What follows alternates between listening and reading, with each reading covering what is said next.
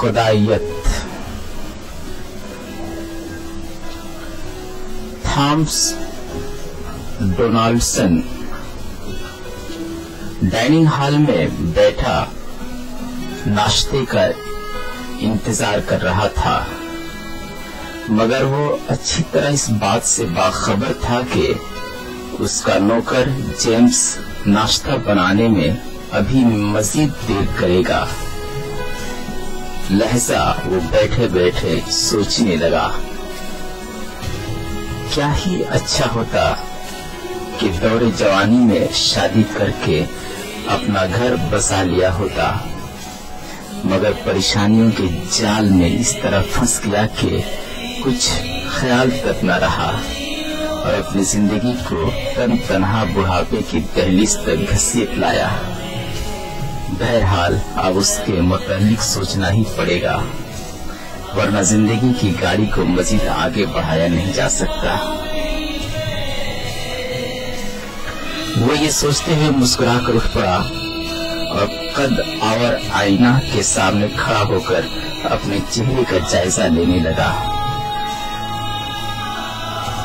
झुर्रियां अब नुमाया हो रही थीं और उसका भूरे बाल निस्फ से ज्यादा सफेदी में तब्दील हो चुके थे।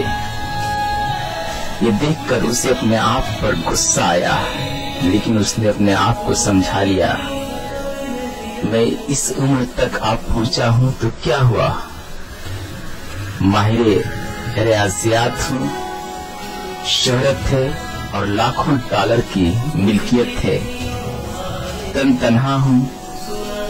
एक मर्तबा लॉस एंजेलिस के किसी अखबार में इश्तिहार दे दूं तो हसीन और जमील लड़कियां टूट पड़ेंगी। बुरा तो जिस्म का ये बैरूनी हिस्सा हुआ है, मगर रगों के अंदर अब तक जवानों की तरह ताजा खून दौड़ रहा है। अभी वो अपने मुतालिक सोच ही रहा था कि उसका नौकर नाश्ता लिए हाजिर हुआ। ये लीजिए गर्मा गर्म, जल्दी कीजिए वरना मजा जाता रहेगा। इस आवाज पर डोनाल्डसन तेजी से मुड़ा और मुस्कुराते हुए मेज पर सजे नाश्ते के मुख्तलिफ प्लेटों को ललचाई नजरों से देखने लगा और फिर अपने प्यारे नौकर से मुखातिब हुआ, सुनो एक अच्छी खबर सुना रहा हूँ। नौकर ने बेबाकी से कहा, सुनाइए साहब, मैं तो हर दिन कोई अच्छी खबर सुनने के लिए तैयार रहता हूँ, मगर आप रोजाना कोई न कोई इल्म रियाजी का मसला छेड़ देते हैं। वो हंस पड़ा और नाश्ता करते हुए जवाब दिया, तो आज अच्छी खबर सुनो, मैं अब बहुत जल्द शादी करने वाला हूँ। ये सुनते ही जेम्स हैरत में पड़ गया और सर खुजलाते हुए कहा, शादी और आप, क्या मजाक है, मैं बिल्कुल सच कह रहा हूँ। तो फिर आपने इनकोल्ड लाइफ के लिए अदालत में अर्जी क्यों दाखिल की है? डोनाल्डन इनकोल्ड लाइफ का लफ्ज सुनते ही चौंका, मुंह में कुछ बुदबुदाया और फिर नाश्ता के प्लेटों को एक तरफ खिसकाते हुए गहरी सोच में डूब गया। उसकी आंखों के सामने इनकोल्ड लाइफ एक्सटेंशन फाउंडेशन का इदारा उभर कर सामने आ गया। उसे याद नहीं आ रहा था कि किसने उसे इस इदारे के मुतालिक आगाह किया था, लेकिन उसकी यादाश्त में ये बात बैठी हुई थी कि जब वो मशहूर न्यूरोलॉजिस्ट के विलियम के पास सर में होते हुए मुसलसल दर्द के इलाज के लिए गया था, तो उसे मालूम हुआ कि वो ब्रेन ट्यूमर जैसी महलक बीमारी में मुब्तला है।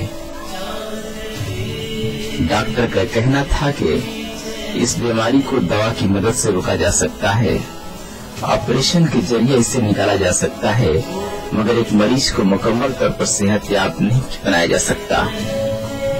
ये जानकर वो मायूसी में बाहर निकल रहा था, किसी दौरान किसी ने उसे इस इदारे के मुतालिक आगाह किया था और कहा था कि वो जल्द अज जल्द अपना नाम दर्ज करा ले। यहाँ साइंटिफिक तरीके इलाज से तकरीबन तबई मौत के 150 साल बाद जब मेडिकल साइंस के इख्तियार में कुछ भी नामुमकिन नहीं होगा तो वो एक मर्तबा फिर हयात नौ पा सकता है।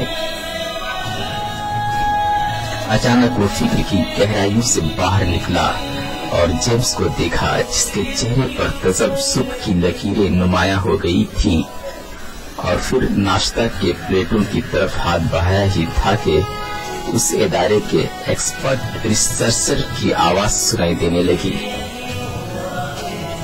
यहाँ इलाज का सिलसिला मौत के फौरन बाद ही शुरू हो जाता है। लाश को इस तरह रखा जाता है कि ऑक्सीजन जिस्म के टिश्यू से होकर गुजरती रहे और फिर बर्फानी तहों में रखकर खून की जगह एक केमियाई महलूल भर दिया जाता है। उसके बाद जिस्म को एक प्लास्टिक में रखकर उसे जीप से बंद कर दिया जाता है। फिर इस थैले को 9 फीट बुलंद धात के एक कनस्तर में रख दिया जाता है, जो एक बड़े से वैक्यूम फ्लास्क की मानिंद होता है। उसमें रकीक नाइट्रोजन का स्प्रे भी किया जाता है। फिर उसे 320 फ़ारेनहाइट के दर्जे पर छोड़ दिया जाता है।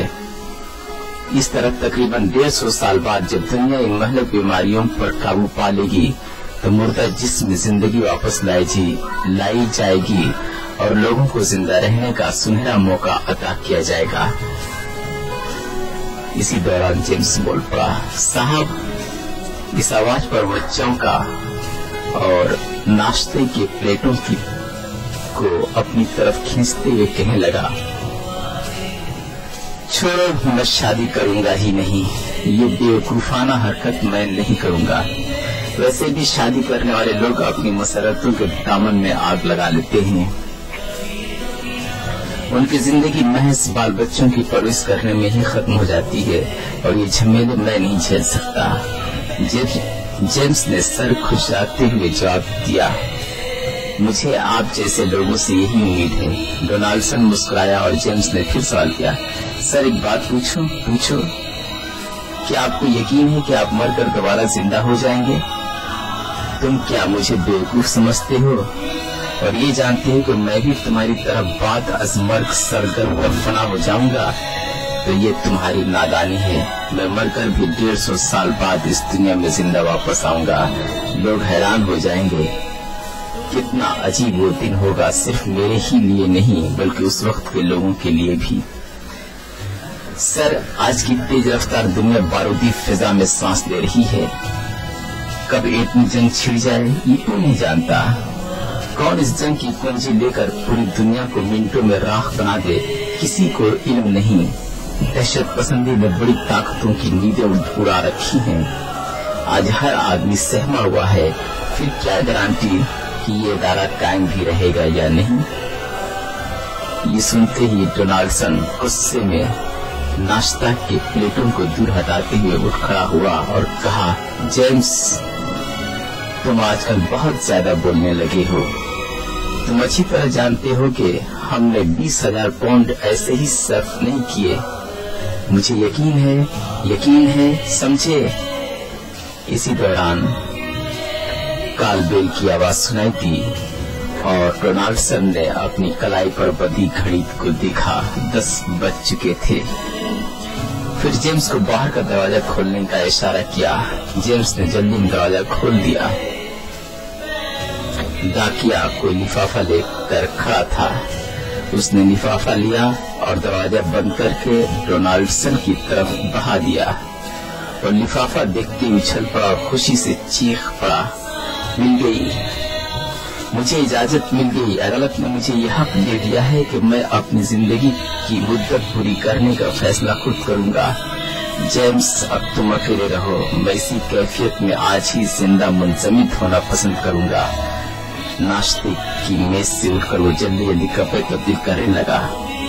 जेम्स, जो उसे हैरत से देख रहा था, एक बोल पड़ा, साहब, आप गलत कदम उठा रहे हैं। इस तरह की बातें करने वाले लोगों को बेवकूफ बनाते हैं।